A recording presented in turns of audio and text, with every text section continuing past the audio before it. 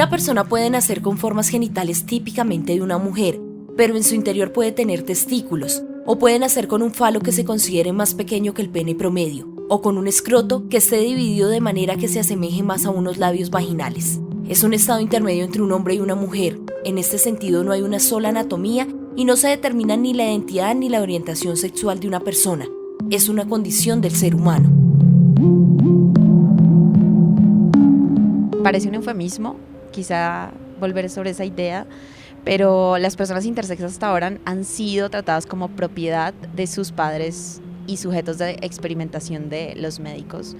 Y entonces son personas que tienen cuerpos que se alejan del binario.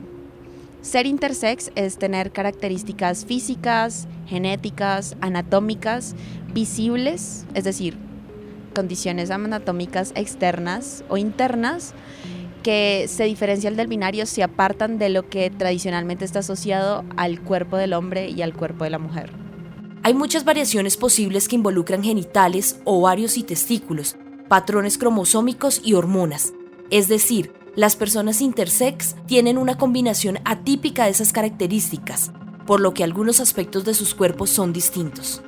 Ser intersexual es una categoría que se está dando a conocer, que es doble genitalidad o una particularidad genética. En mi caso yo soy genética, ¿ves? ¿Cómo me di cuenta que era una persona intersexual? Pues nací con genitales masculinos, con un síndrome que se llama micropene. Mi pene no se desarrolló completamente como el de un hombre normal. Me hicieron un cariotipo y ahí descubrieron que tenía el 99.9% de desarrollo femenino. Los intersexuales son sujetos de experimentación de la ciencia. Han sido apartadas, excluidas y violentadas. La Organización Mundial de la Salud ha catalogado las operaciones como mutilaciones, y es que la medicina ha guardado un secretismo, un ejercicio a la defensiva que trata de normalizar los cuerpos a través del bisturí, negándoles el derecho a la verdad. En Colombia, y me atrevería a decirlo casi a nivel global, el ser y el vivir siendo intersexual ha sido relegado a las márgenes, sobre todo por los procesos de normalización de los cuerpos intersex. Es decir, los menores de edad que nacen siendo intersexuales son corregidos a muy temprana edad. Sus cuerpos son normalizados a través del bisturí, de la cuchilla. Y en la medida en que son intervenidos, se les niega el derecho a la verdad sobre sus cuerpos, a saber si son o no personas intersex, y en la medida en que son normalizadas, se las inscribe de nuevo a muy temprana edad en alguno de los dos binarios tradicionales, en el cuerpo de la mujer o del hombre. Casi siempre los procesos de normalización han derivado en una feminización del cuerpo intersex, es decir, que las personas que nacen intersex se les ajusta, se les corrige su corporalidad a la forma física, anatómica típica de una mujer, porque es más fácil hacer cuerpos de mujeres para los médicos que construir uno de un hombre. En el plano jurídico, en Colombia, desde el año 1995, inició un proceso de visibilización de la existencia de las personas intersexuales. Menores de 5 años tienen el derecho de decidir. ¿Por qué siguen consintiendo los padres? Creo que se trata mucho de esta influencia del ejercicio de la medicina a la defensiva, es decir, el médico que quiere prevenir todo tipo de conflicto en salud y para curarse, pues prefiere que sean los padres los que decidan, aun cuando hayan sentencias reiteradas de la corte que le permiten al menor consentir. Claro, consentir con apoyo, de manera asistida, para que el lenguaje médico, que es hiperespecializado, sea comprensible para alguien con 5 años de edad. En ese sentido, o sea que las operaciones no son necesarias, y es más, la Organización Mundial de la Salud las ha visto como mutilaciones.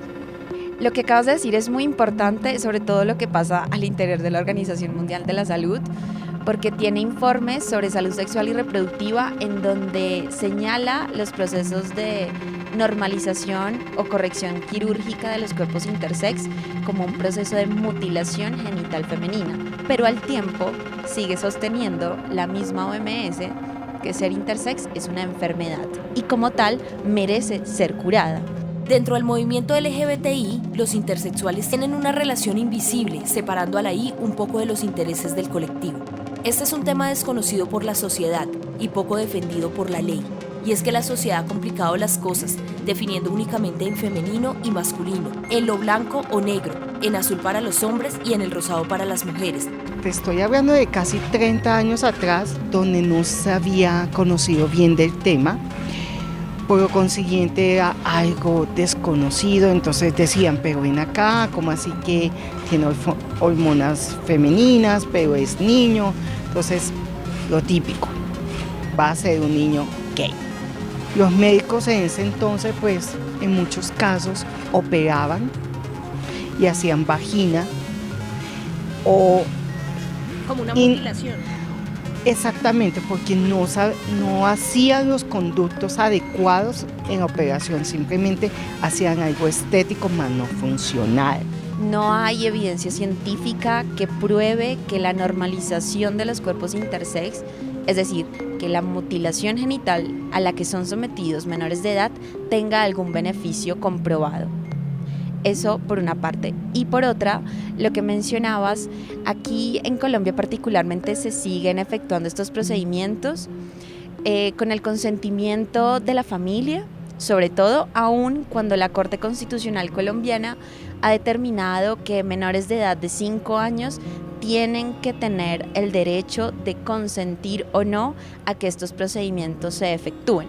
Desde el año 95, la Corte Constitucional inició un proceso de visibilización de la existencia de estos cuerpos intersex, de estas personas, a través de decisiones en las que de nuevo facultaba el ejercicio del consentimiento informado por parte de menores de edad ante decisiones que tienen una naturaleza irreversible sobre los cuerpos de las personas y definitiva. Entonces, la Corte hizo un trabajo desde el 95 hasta 2014 refiriéndose en sentencias sobre casos de personas intersex que querían acceder a servicios de salud o que querían ser registradas en el registro civil colombiano y que, como sabemos, como solo tiene 2 casillas, pues se les negaba el derecho a la identidad. En el sistema de salud de Colombia muchas veces te toca, como en muchos lados, meter una acción de tutela por derecho a la condición de género.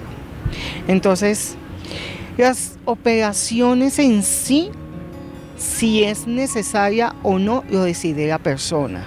El movimiento intersex desde los 90 empieza a surgir con mucha más fuerza cuando estos menores que fueron medicalizados empiezan a crecer y a convertirse en adultos y a percibir que hay algo mal en sus cuerpos, pero que hay algo mal en medio del secretismo médico y de la connivencia con el silencio de sus familias, y que empiezan a tratar de hacer una arqueología de su propia historia y de sus cuerpos. Y cuando empiezan a descubrir la verdad, empiezan a reclamar la reivindicación de sus derechos. De nuevo, esto a inicios de los años 90, que se va acompañando con el proceso que hace la Corte Constitucional en Colombia. Pero esta gama del arcoíris LGBTIQ ha demostrado que existe una gama amplia de colores. Que es una relación que hasta ahora ha sido, de nuevo, de inclusión invisible. Tenemos la I en el acrónimo, pero es una I de invisibles. Y entonces, en esa medida, el movimiento por los derechos de las personas intersex ha decidido en buena medida separarse de los intereses del colectivo LGBT, porque en verdad las violencias, y tiene mucho sentido porque las violencias que sufren las personas intersex no tienen que ver con la forma en que autoperciben su identidad de género, su orientación sexual, tiene que ver con violencias que ocurren en el quirófano. Fernanda es psicóloga, comunicadora social, activista y orgullosamente intersexual. Lo que pasa es que un genital no te define como hombre o como mujer. Tu genital es una parte más de tu cuerpo con 2 funciones básicas. Es como si yo te quito el cerebro o te quito el corazón. ¿Qué te pasa? Te mueves. Pero si te quito un órgano como un ojo, no dejas de ser Lina, sigue siendo tú, pero sin un ojo. Entonces, un genital no te puede identificar como hombre o como mujer, porque es un órgano más de tu cuerpo y no es un órgano vital. Fernanda dice que nunca se sintió como hombre y tampoco vio necesaria una operación. Pero claro, no fue un proceso fácil ni para ella ni para su familia, quienes la aceptaron pero no tenían información sobre el tema. Pero al principio fue duro, o sea, es como todo. Primero te tienes que reconocer tú. Va a haber momentos que tu mamá llame a tu tía.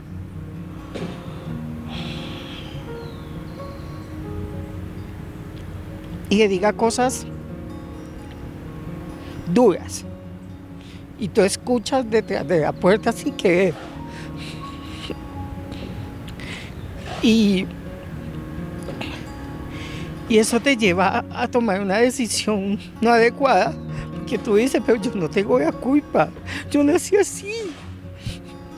Y luchas por demostrar a tu mamá que tú vales como persona, de que no es culpa tuya haber nacido así. Caí en depresión, dejé de comer. Llevo 10 intentos de suicidio. 10. Wow. La primera vez que me intenté suicidar, nunca se me va a olvidar. Fue un viernes, 7:30 de la noche. Me tomé un frasco de pastillas que tenía. Sufría de colesterol, entonces me mandaron pastillas para eso y yo me tomé el frasco de pastillas. En eso, como a los 10 minutos entró mi mamá, me imagino, y cuando desperté estaba en el hospital con mi abuela, mi papá, mi mamá y una doctora metiéndome una sonda. Tuvo estados depresivos muy fuertes hasta llegar al suicidio. No entendía qué era lo que pasaba con su cuerpo. Entró en un proceso de saber quién era. Luego de varias consultas médicas supo que era pseudohermafrodita, es decir, tiene las características físicas de una mujer, pero los códigos genéticos de un hombre. Mi proceso fue un poco más complicado, porque si tú naces con doble genitalidad te dicen, bueno, es hermafrodita y ya. Y por ley esperan cierto tiempo para que tú decidas con cuál te quedas o con cuál te identificas. En mi caso, pues mi cerebro, mi cuerpo, mi mente, mi todo se desarrolló fue como niña. Fernanda sabe que no es un fenómeno como muchas personas le han dicho. Es consciente que todo lo que no conocemos lo queremos juzgar, señalar y discriminar, que hacen falta conocimientos en políticas públicas a nivel salud y social, pero en este momento reconoce que sus genitales no la definen. Es una mujer que se quiere, se valora y se respeta, así en muchos casos la sociedad no lo haga. Pues es cuando se llega a organizaciones como esta, Colombia Intersex, en donde personas intersex están siempre abiertas para poder escuchar de nuevo, para poder oír el drama de las personas que han pasado por este tipo de violencias y que hasta ahora siempre han sido llamadas enfermas, monstruos. Entonces creo que esa es una tarea importante que adelanta la organización. Y al punto que hoy ayudo y apoyo a muchas personas, no solamente inter, sino gente que cae en depresión. Y la salud mental en Colombia ha decaído a un punto de que sabe más fácil suicidarte que ir a que te atiendan. La diversidad va más allá de un hombre o una mujer. Hoy más que nunca se debe reconocer las luchas simbólicas, sus voces y sus intereses. El mejor mensaje que yo le puedo dejar a todas esas personas que me están viendo: quiérete, valórate y respétate. Después que tengas esas 3 cosas, tienes todo.